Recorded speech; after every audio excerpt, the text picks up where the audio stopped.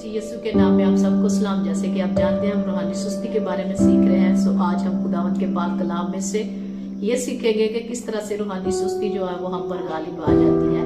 मत्ती की इंजील 25वें बाब में यीशु मसीह ने एक तमसील कही जो 3 नौकरों के बारे में थी जिन्हें तोड़े दिए गए। उनमें से जो तीसरा नौकर था उसके बारे में मालिक ने कहा कि ऐ शरीर और सुस्त नौकर। सो आज हम देखेंगे कि उसे शरीर और सुस्त नौकर क्यों कहा गया था। पहली बात, उसके अंदर नाफरमानी थी। मालिक ने उसको जो तोड़ा दिया, मालिक ने उससे कहा कि तूने उससे कारोबार करना है, लेकिन उसने कारोबार ना किया। ये नाफरमानी थी और ये इस बात का सबूत था कि वो रूहानी सुस्ती का शिकार है। दूसरी बात जो थी, मालिक ने उसको कहा कि वो शरीर है। सो जो शरारत वाली उसके अंदर फितरत थी वो इस बात का सबूत थी कि वो रूहानी सुस्ती का शिकार है। तीसरी बात जो थी वो अनडिसिप्लिन्ड आदत का शिकार था। ऐसी आदतें उसकी जिंदगी में थी जो डिसिप्लिन्ड नहीं थी, जिसकी वजह से वो क्या था, रूहानी सुस्ती का शिकार था। चौथी बात जो थी उसकी जिंदगी में मिसमैनेजमेंट थी।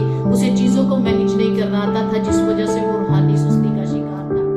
पांचवी बात जो उस शख्स की जिंदगी के अंदर है, उस नौकर की जिंदगी के अंदर है, वो ये है कि जो तोड़ा उसको मालिक की तरफ से दिया गया है वो उस पर काम करने के लिए विलिंग नहीं है। छठी बात जो उसकी जिंदगी में नजर आती है वो ये है कि वो अपनी जात से बाखबर नहीं है कि वो जो कुछ भी कर रहा है वो मालिक के खिलाफ है, वो खुदा के खिलाफ है और वो सुस्ती और शरारत का शिकार। सो अगर आप उस सुस्त नौकर की मानिंद इन तमाम आदत का शिकार है तो समझ लें आप रूहानी सुस्ती का शिकार है और रूहानी सुस्ती ने आप पर गलबा पाया हुआ है। अगर बात बात पर नाफरमानी करने की आदत है और शरारती फितरत है, चीज़ों को मैनेज नहीं कर पा रहे हैं, आदतें डिसिप्लिन नहीं है और उस काम को जो खुदावंद की तरफ से दिया गया उसको करने के लिए विलिंग नहीं है और अपनी ज़ात से अगर आप अवेयर नहीं है तो समझ लीजिए कि रूहानी सुस्ती ने आप पर गलबा पाया हुआ है। सो इन तमाम आदत को अपनी ज़िंदगी से निकालें और खुदा यीशु मसीह के अच्छे और सच्चे